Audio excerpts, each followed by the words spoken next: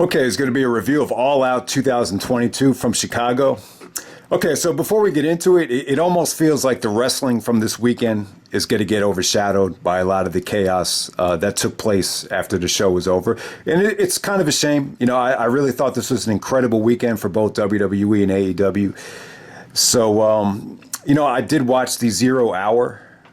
The pre-show, there was some really good stuff on it. I'll get to that at the end of the video, and then we'll touch on what happened at the press conference. I actually watched the whole media scrum as well, so we'll touch on all the stuff after the review is over. But yeah, let's get right into it. First match tonight, you had the casino ladder match. This is where MJF was disguised. He came out at the end of the match and won it thanks to Stokely Hathaway. But yeah, as far as the actual guys that were in this match, you had Claudio, Castagnoli, you had Wheeler Yuta, Penta, Rey Fenix, Rush, Andrade.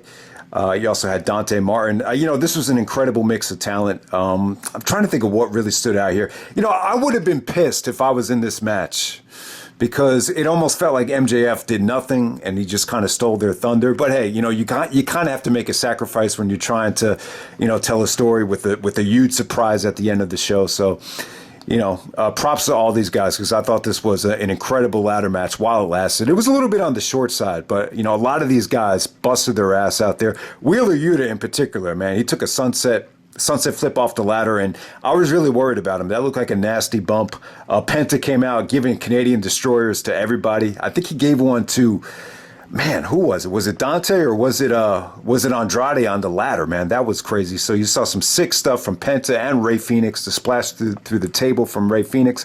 Claudio actually, nice feat of strength from him when you had the two ladders. You had one ladder stuck inside of, you know, the main ladder with Andrade, with Claudio actually, you know, showing off his strength. I thought that was really cool. But yeah, I mean, Dante looked awesome here. You know, while this lasted, you know, this kind of match is tailor-made for Dante Martin. So I thought he looked great. And then, you know, you kind of got like this Age of the Fall inspired ending with Stokely Hathaway. And then you saw MJF come out in disguise as with this, you know, I don't know what to say, Halloween type of outfit.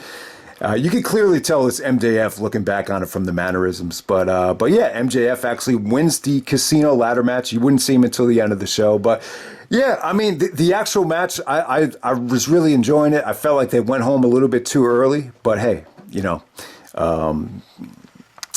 this was the big surprise everybody was waiting for.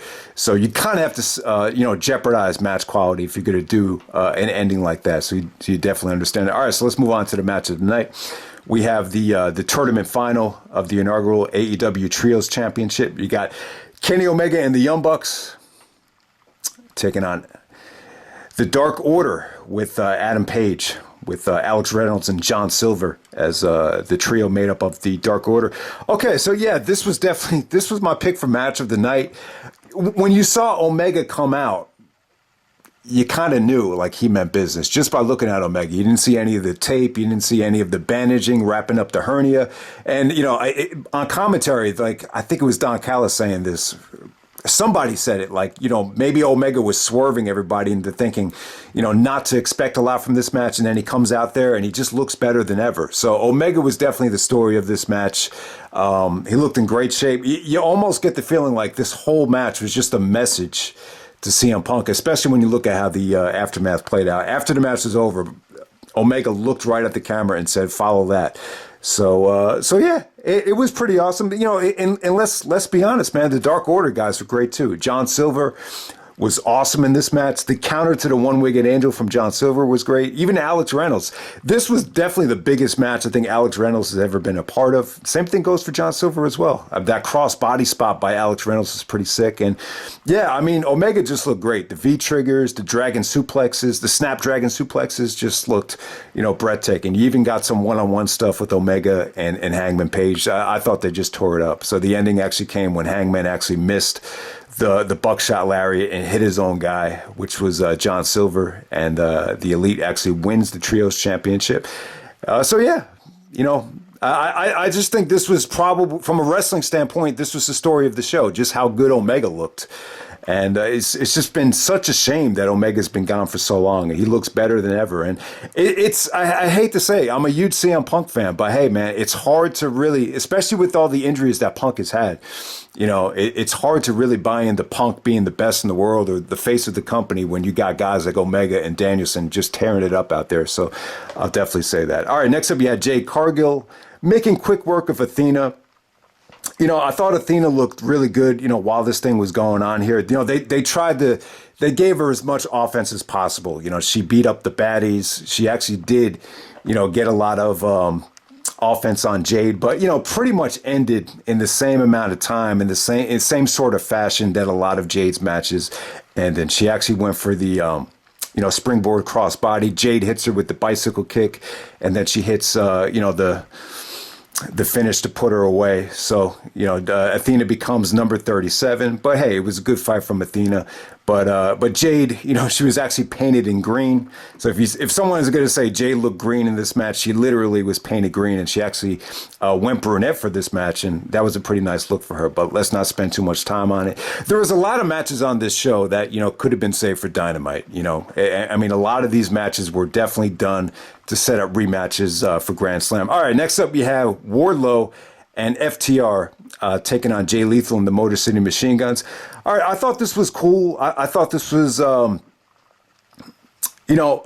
great showing from the Motor City Machine Guns. I thought they looked fine out there. The problem is, if you want to get the best out of the Machine Guns, I think you need to let them be baby faces. This is more of a heel version of them. Lethal and the Machine Guns were pretty much, working over body parts, trying to isolate guys. They did a good job of isolating Cash Wheeler, taking apart his knees, but it wasn't like the explosiveness that you would expect out of Sabin and Shelley. I mean, they could really do some high flying stuff, and they really weren't able to do a lot of it in this match. I mean, the match definitely had its moments. Lethal's double lethal injection, or, the two-handed lethal injection on the FTR was pretty breathtaking. Eventually, it almost felt like the Machine Guns were just there to make Wardlow look good, especially Jay Lethal. That's pretty much what this whole match was designed for. I love to see the Machine Guns and FTR in Impact or Ring of Honor down the road. You definitely get that feeling if they're working together. But I mean, the match was mainly just designed to get Wardlow over. He hit his 4 consecutive power bombs. I guess he has a new finish for the consecutive power bombs, the Power Bomb Fury or whatever you call it. But yeah, the aftermath really made this special, though. It really did. Joe came out to a pretty good ovation. That's another return that you feel is going to get lost in the shuffle and just overshadowed. And then I believe Dax's daughter came out, and there was some pretty funny stuff with Sanjay Dutt. So yeah, it was a nice feel-good moment. I thought the match could have been a lot better. I thought they had a tough time trying to follow the Trios Championship match. The spot for the Trios match is a little bit puzzling, because it's like you're asking, multiple 6-man tags to follow what's easily supposed to be the best 6-man tag. So that was a little bit puzzling. But hey, this was definitely a good experience. You almost just get the feeling like the Machine Guns and Lethal were just kind of out there to make Wardlow look good more than anything. But yeah, it was still solid stuff. I was still very, very happy with it. Anytime you put the Machine Guns on a show, it's always a positive. But you could argue that it's almost like a Wu-Tang situation where you got so much firepower on this show that you don't need any guest appearances. So there you go with that. Next up, we have Powerhouse Hobbs taking out Ricky Starks. Yeah, I mean, it was probably the disappointment of the night if you were expecting a lot out of these guys. I mean, this definitely sets up a rematch at Grand Slam. Ricky looked great for like a couple of minutes. He was really explosive. He was really just using his body as a weapon. And then all of a sudden, Hobbs just delivers the breathtaking spine buster to put Ricky away. So yeah, Hobbs looked dominant, and we'll definitely see more of these guys down the road.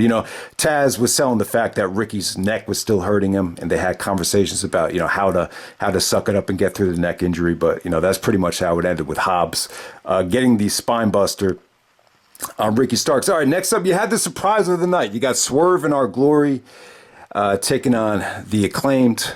I got to say, the crowd, I didn't think the crowd was great.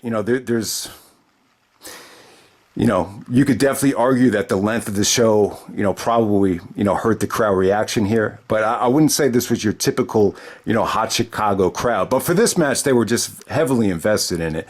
For whatever reason, the Acclaimed have just gotten themselves massively over. You could definitely argue that they were the most over, brand this whole night. So, Max Caster cut an awesome. I really enjoyed the promo that he cut on Keith Lee and Swerve.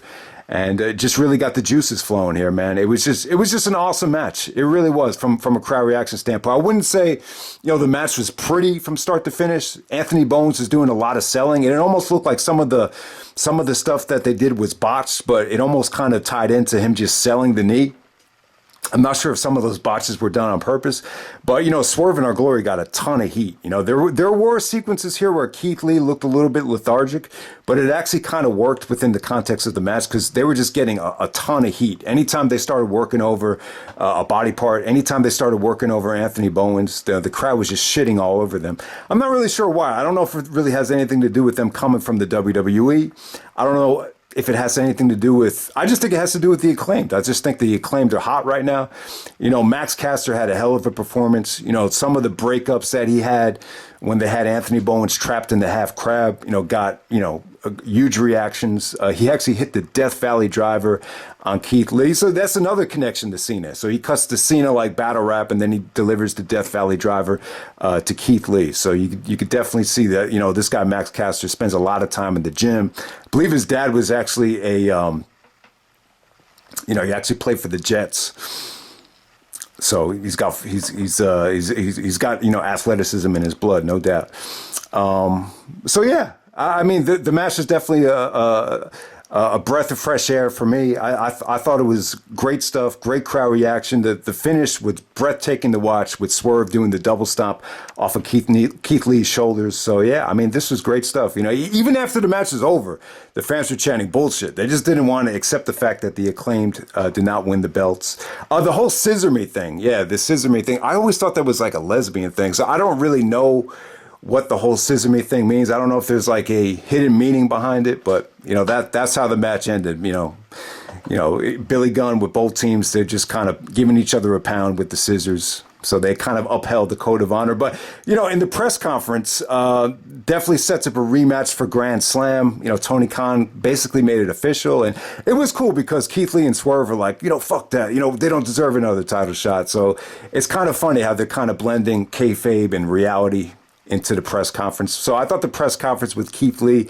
and Swerve actually came off really well. Keith Lee has a really good voice. He really does. And he talked about how social media is beneath him and, not letting the fans get under their skin. So a lot to like about this match and just everything that's going to lead up to the Grand Slam match. So yeah, thumbs up. Some people thought this was the match of the night. I would disagree with that, but I would definitely say the surprise of the night, and from a crowd reaction standpoint, definitely got the best reaction, I think, compared to anything else on the show. Next up, we have the four-way match for the interim AEW Women's Championship. You got Toni Storm, Britt Baker, Jamie Hayter, and Hikaru Shida. I thought this match was cold. I just think it's tough, because you got three women's champions right now, essentially, with Thunder Rosa, out with the injury. So I just get the feeling a lot of people just didn't care who the interim champion was going to be. Plus, the timing is kind of weird because you just have Moxley, become the interim champion. So it's like, do you really need another interim champion? So maybe it was the wrong call. But, I thought, all right, so positive thing about the match, I thought the match was very unpredictable. Like, I had no idea who was going to win. I figured maybe it looked like Britt Baker was going to win this thing a couple times with the curb stomp. So you just figure, all right, that's the safe bet. Just go back to Britt. She's already a brand. She's established. They did some really unique booking with Hikaru Shida being taken out. Then she comes back with the double kendo sticks. So I thought that was all right. But the match overall, it just felt lukewarm. It just felt like a lot of the fans just didn't give a shit who won this thing. You saw a little bit of dissension between Britt Baker and Jamie Hayter, with Britt actually pulling the referee out of the ring, and Jamie Hayter was like shocked by it. So you saw that. But yeah, I was happy for Toni Storm. I think she has a good look. She hit a couple of DDTs at the end of this thing that looked really impressive. So yeah, I definitely think the right girl went over. It's a good opportunity for her. Plus she's in a tag team with Thunder Rosa, so you can have that Thunderstorm, title for title match and really promote that. And give it a nice little twist to it. So yeah, Toni Storm is the interim AEW Women's Champion. I thought they made the right choice. A lot of the other choices, Britt Baker and Hikaru Shida have already won the belt, and I don't think Jamie Hayter is quite there yet. Even though Jim Ross even alluded to the fact that she's getting more over, by the week. But yeah, congrats to Toni Storm. And let's move on to the Jungle Boy match. So you got Christian Cage taking on Jungle Boy. Yeah, once again, man, like if you were looking forward to seeing Jungle Boy get his revenge on Christian, you're probably a little bit disappointed. So Luchasaurus just can't make up his mind. Keeps on going back and forth, and he actually comes out and choke slams Jungle Boy on the steel ramp, and then he power bombs him through a table, and then Christian gets the victory as soon as the bell rings. He hits the kill switch and the spear.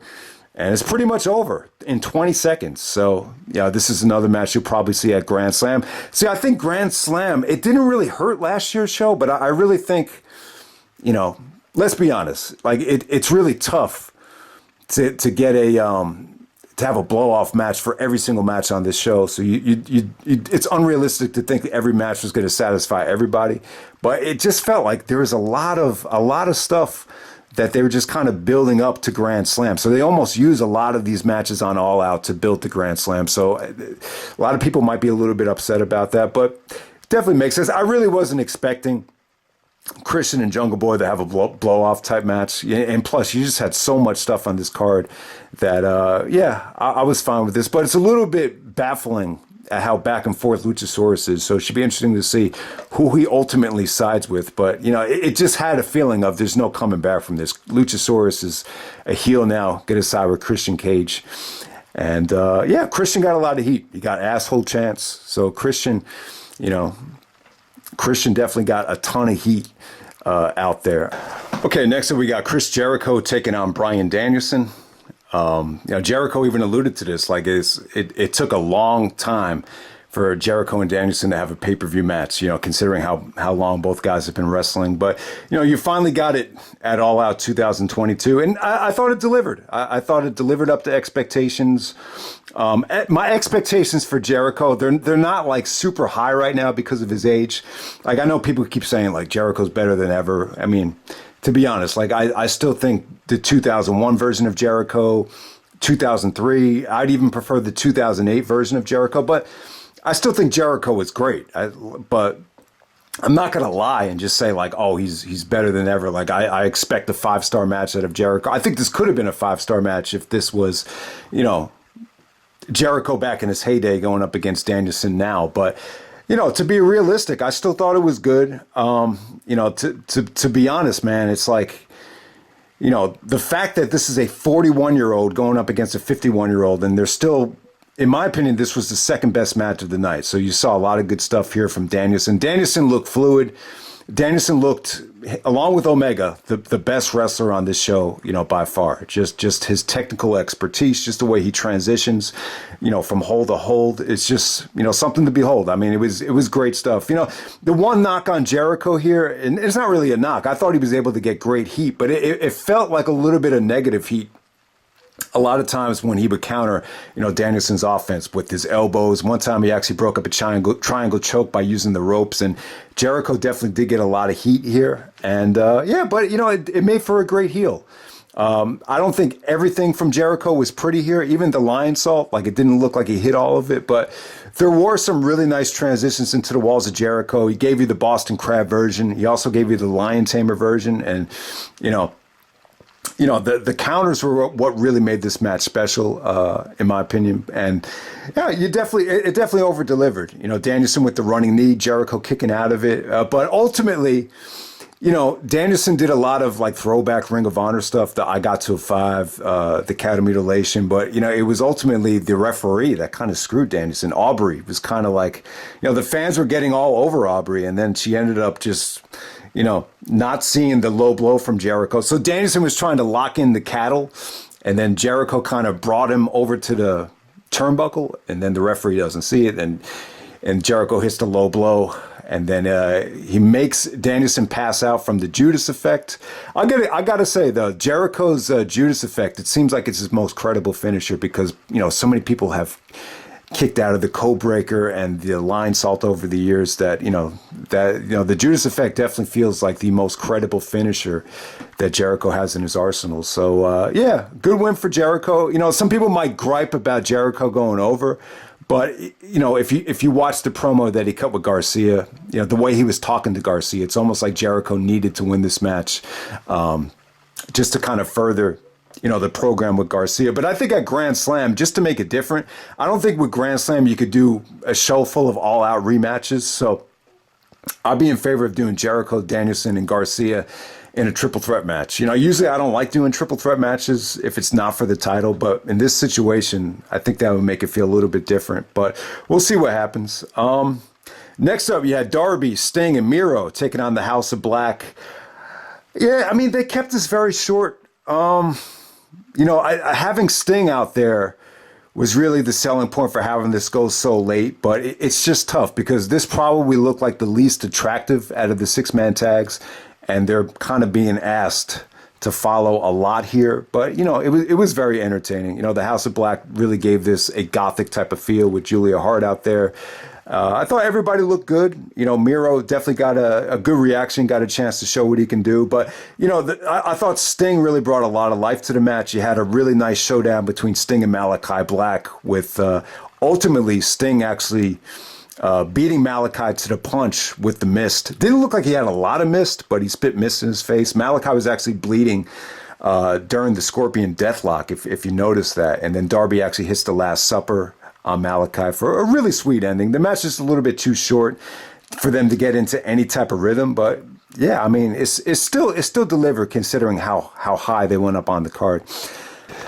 Okay, and then the main event, you got Jon Moxley taking on CM Punk. Okay, with this pay-per-view right here, I almost feel a little bit bad for Moxley because he had such an awesome summer, him being the interim champion. Really, I think exceeded expectations, and you almost get the feeling like he's going to become like almost an afterthought because of everything that went down in the show. So yeah, incredible performance from Moxley here. The funny thing is, yeah, Punk was still the most over guy in this match because they're in Chicago. But I'll tell you, as the match progressed, you heard more and more Moxley chants, and plus, I don't think everybody in the crowd was from Chicago. Chase actually made the trip from New Orleans, and a lot of people go to these AEW events from all over the country now. So it was a little bit more mixed than I think you would expect, but it definitely had like an Attitude Era feel. It was actually Punk getting busted open here from the ring post. Moxley was just a shark smelling, blood in the water. Water opened up the scab on CM Punk's forehead, and Punk was bleeding like crazy. He lost a lot of blood. Not as much blood as the dog collar match, but it definitely had what this match had going for it. It just had a great environment. The fans were emotionally invested. In a lot of ways, it felt like the fans really just cared more about this match, a lot more than almost anything else on the show.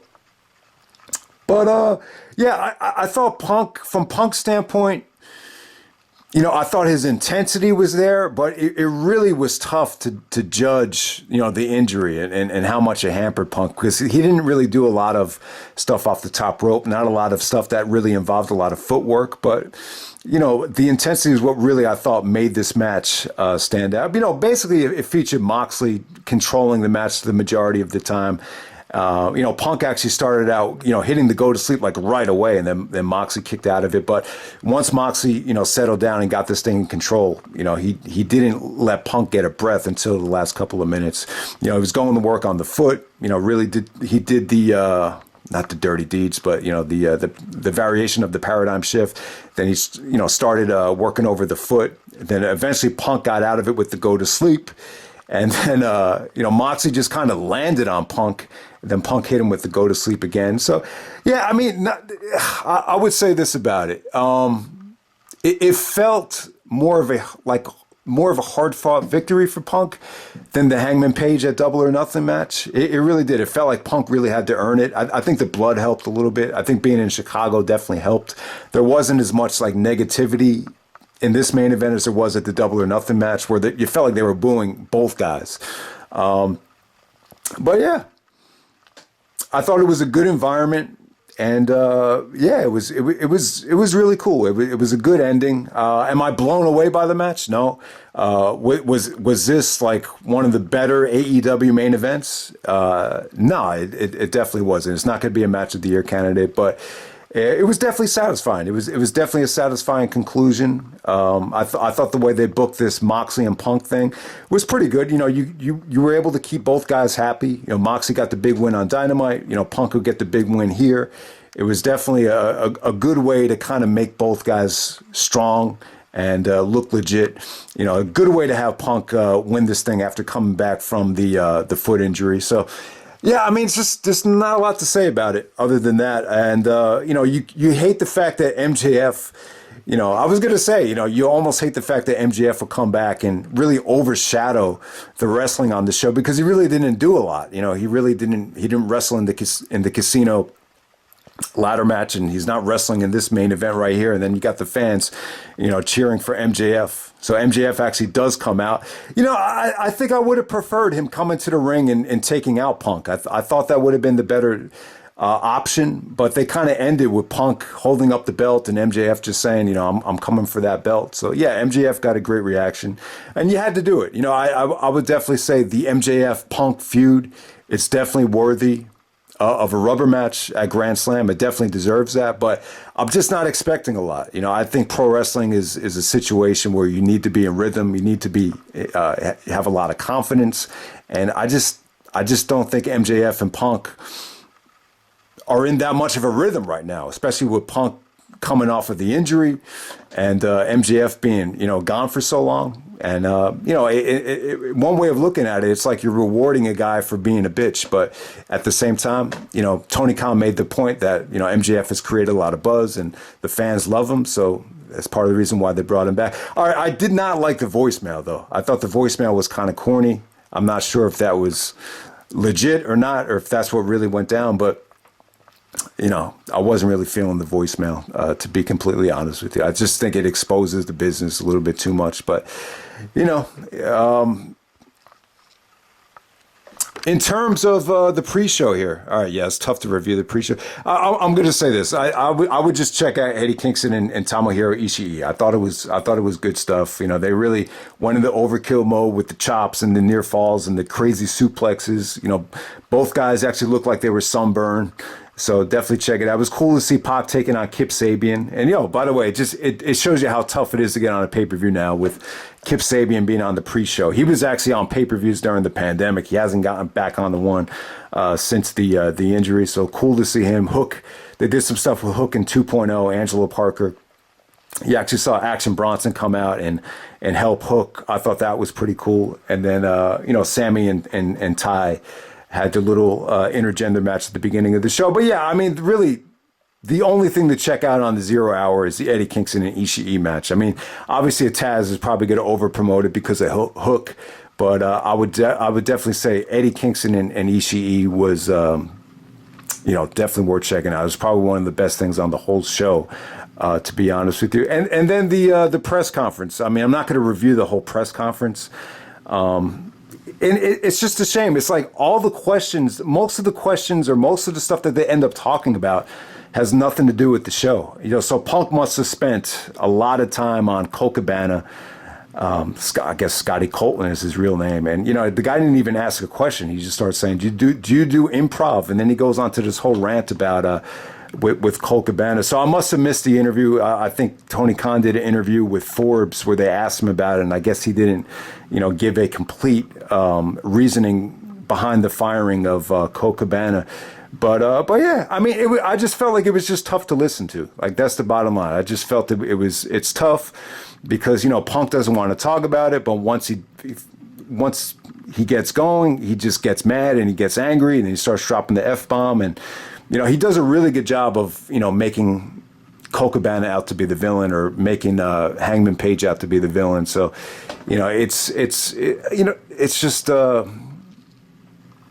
sucks that these press conferences, you know, I just feel like they take away from the shows. I mean, I really do. That's just how they come off. I get the fact that it's entertaining. It's almost like the National Enquirer, side of wrestling. It's like, like the wrestling on the show is not entertaining enough. So let's focus on the dirty side of the business. So you could tell Punk was a little bit frustrated by it, but ultimately, Meltzer asked him some good questions about the foot injury. So the foot injury was a lot worse than I think people realize, that he has a plate in his foot and.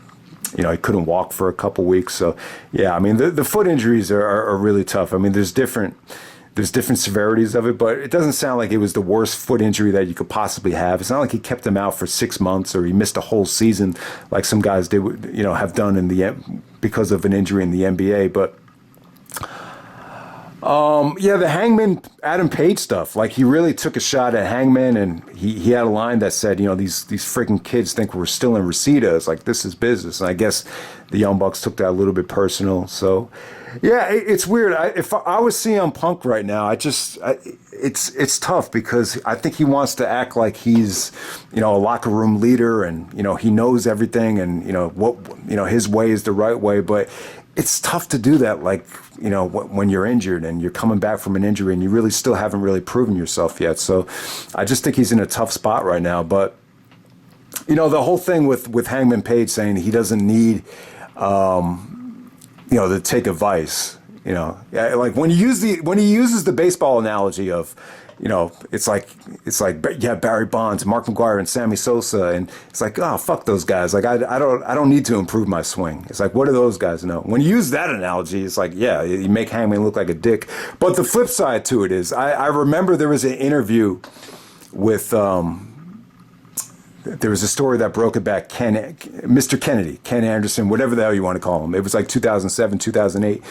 And apparently, like, he was constantly asking for Austin's advice, like, after shows. Like, he would say, like, Steve, could you give me any advice? And Austin had a quote that leaked out. And he said, eventually, you got to stop asking for advice, and you just kind of got to go do your own thing. So I think there comes a point where, yeah, you listen to the advice, but you can't, eventually you got to just, do what you feel is appropriate. You can't listen to advice from everybody. If someone gives you bad advice, it's like, all right, well, you can't take bad, just because it's Terry Funk, it's like you can't take the advice if you think it's bad. But you get what Punk was trying to do. He was just listen to the guy's advice, but you don't have to take it word for word. So yeah, I think both guys could have done a better job of handling themselves in that situation. But once again, it's just stuff that just has nothing to do with the pay-per-view. So it's a little bit, it's just a little bit deflating that this whole press conference takes away from the wrestling. And then obviously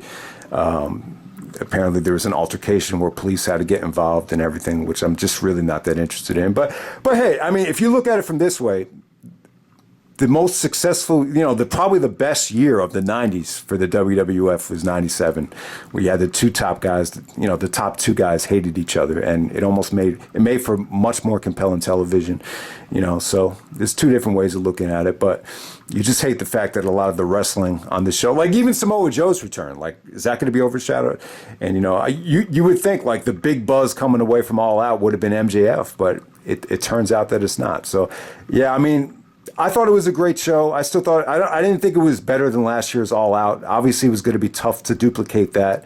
Definitely not one of the better AEW pay-per-views. Apparently, it got a little bit mixed reviews. And the show length is going to be a problem each and every time. I'm in favor of them just scrapping the pre-show and just getting that hot crowd for the pay-per-view. But, I don't think they're going to do that at this point. So, but make no mistake about it, there was some really good stuff on the show. I thought Punk and Moxley was a good main event, almost great. You could argue that it was 4 stars. Jericho and Bryan, I thought it was fine. It lived up to my expectations. The Swerve and Our Glory and the Acclaimed exceeded expectations. Kenny Omega's performance exceeded expectations. A lot of filler on the show. A lot of stuff was just kind of just done to set up Grand Slam. But the bottom line is, you still had some really good stuff on the show. Ultimately, I'll still give it a thumbs up. Is it one of the better AEW pay-per-views post the pandemic? No, but yeah, it was still solid stuff. So that's pretty much it, guys. That's AEW All Out 2022, and I'm out. All right.